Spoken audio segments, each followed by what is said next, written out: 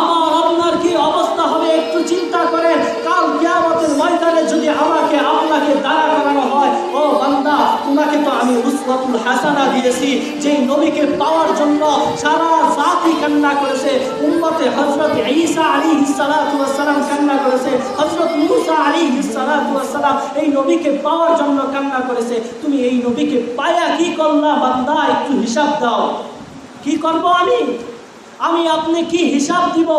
যেই নবীকে পাওয়ার পরও আমরা তার আদর্শ গ্রহণ করতে পারলাম না, যেই নবীকে পাওয়ার পরও আমরা তার উসওয়াতুল হাসানা গ্রহণ করতে পারলাম না। ইহুদি খ্রিস্টানের চরিত্র আমার আপনার প্রিয় হয়ে গেল, ওই নবীকে পাওয়ার পরও সুন্নতি দাড়িটা রাখতে পারলাম না, সুন্নতি চুল রাখতে পারলাম না।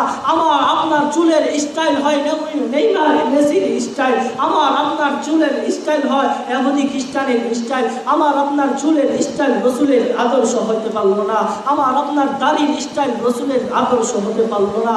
আমি আপনি কিয়ামতের ময়দানে কি জবাব দিব মুসলমান? বলেন না, কি জবাব দেব?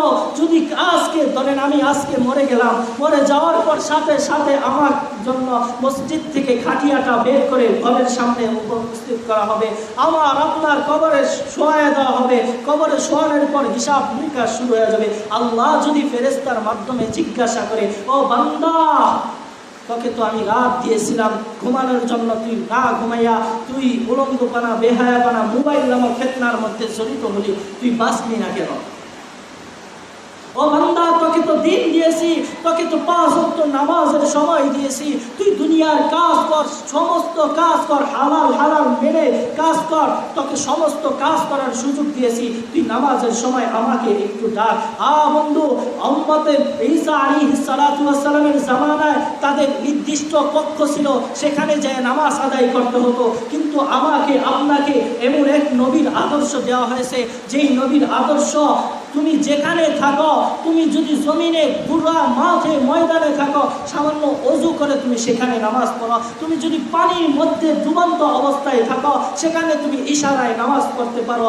এজন্য উম্মতে মুহাম্মদ সাল্লাল্লাহু আলাইহি ওয়াসাল্লামের আদর্শটা এত সুন্দর করে আমাদেরকে দেওয়া হয়েছে।